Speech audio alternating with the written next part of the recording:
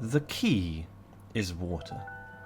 That which provides, that which sustains, that which separates Subnautica from Minecraft.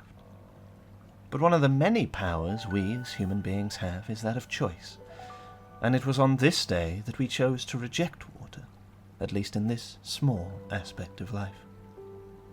Moist% survival starts with 42 to 80 minutes of clicking one button and waiting to die.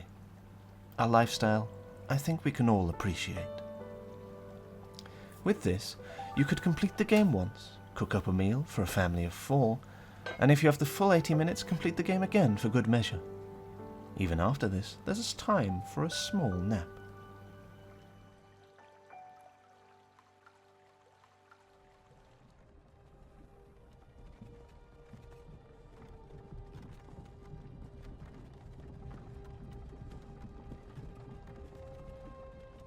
Once you wake up, you realise Riley's strategy for maintenance involves punching dented ships back into shape, as he seems to be able to pick up the extinguisher with the force of 1,000 suns, yeeting you into the distance.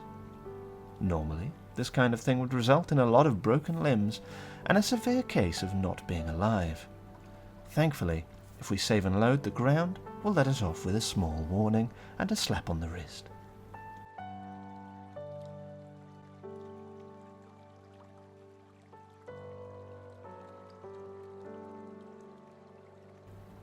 A few very intense games of land or not land later, and we're in the Aurora, chugging down medkits like they're tic-tacs. Exactly as Unknown Worlds intended. Riley, now in his element, smashes his face against the inside of a door until the ventilation hatch vacuums him up, and he can hop straight on over and through the door on the balcony. That's right. The door on the balcony was real. It did go somewhere the whole time. And it's here we finally get what we desire. The rocket. The carryall. And we die in a fire. Spurred by our collective love for the carryall, we set our sights on the alien gun. So once again, extinguisher, yeet, save and reload, slap on the wrist. Now we can enter the gun and watch in awe as Riley throws himself around the alien base out of pure spite towards fireworks safety videos everywhere. And with a small boost from the love of our life, the carryall, we've achieved our ultimate goal of no more water. But this is No More Water A, or Alien Base, which is great, don't get me wrong. Big fan of No More Water A. But it's No More Water B that we're truly after. So we shall use No More Water to obtain no more water.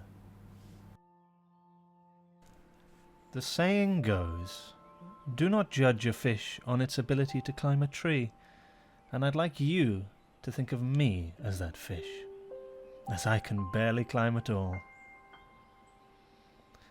The fish, on the other hand, who normally I would swim with as equals, now fly high above my head, mocking my flightless form. But just as we always do, this too we shall overcome.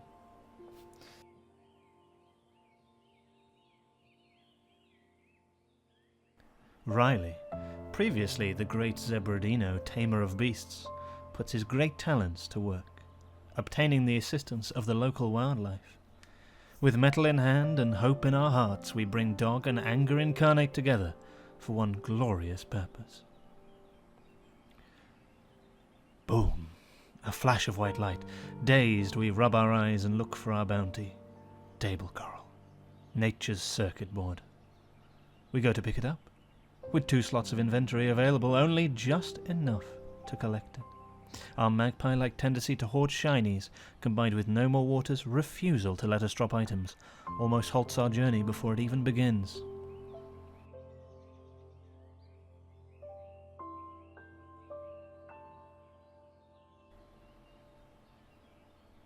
Now, armed with the tools for our salvation, we must return home. But before one can return home, one must understand oneself. For home is where the heart is. But where is my heart? And where are my feet? And why does the aurora on the loading screen look so much like a shark? And now we know. And knowing is half the battle. But this battle must be lost so we can win the war. So we collapse, safe in the knowledge that the alien spitters will drag us and all our items back to the life pod. And now we must build. Build until we have built more than any builder has ever done before, because the world must be our base. We must call out to Unworlds to bless this mess, and with a few specific dance moves we can now make infinite resources. And have no more water B, or no more water base.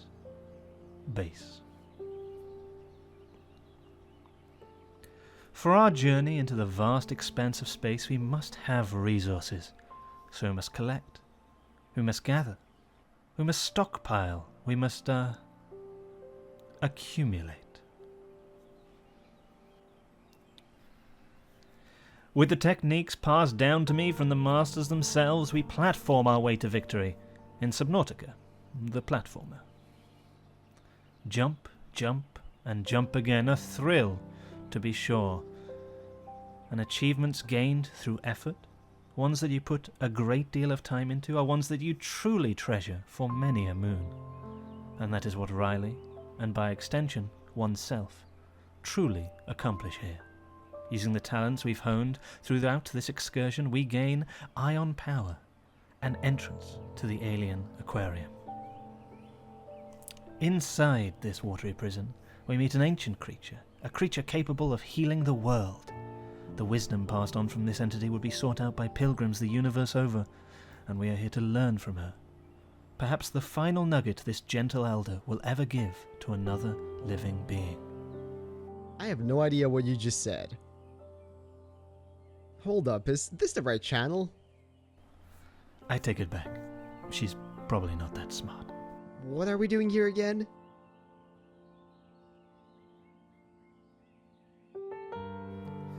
A feeling takes me in this arena.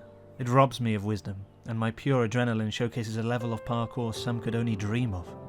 But genius and madness are two sides of the same coin, and that coin was Riley that day. As fish were chased for hours upon end until finally the haze lifts and acceptance washes over me. A dead end has been reached, and there is no shame in retracing one's steps so as to forge a brighter path. As with all things, practice brings one closer to perfection. As the iron in the forge, we are struck yet again as we descend once more into the heated depths. We are there to complete the mother's wishes and bring new life to the world, to save the old. And of course, with the power of nepotism, Riley can be first in line to the cure. And with that, the narrator passed out.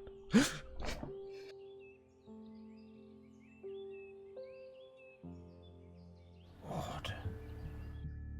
Water. Water. And thus I awake, risen by the only splash of fresh water this run contains. The mobile vehicle bay will only unfurl itself in its natural habitat, and in this instance, once again, the key is water. Our newborn Cyclops is nestled into a nest of compartments, the perfect placement for us to enter and craft the shield generator, the very last piece of this overwhelmingly complex puzzle. And with that, we release our fledgling into the wild. May its passing cleanse this world. With all of this complete, a rocket is a simple task for R.D. Riley. A few brief button presses and elevator ride later, and our constant companion takes one look out into the world, his clothes already dried by the alien sun.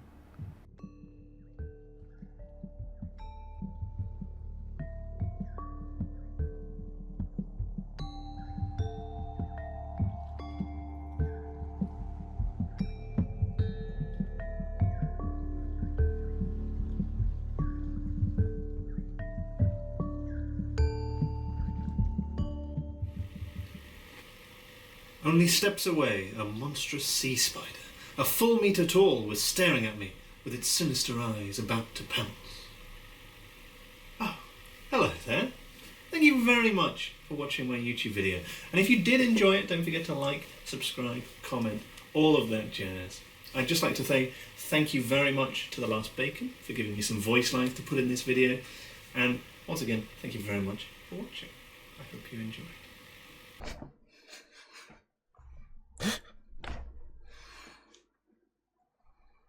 And then the narrator passed out.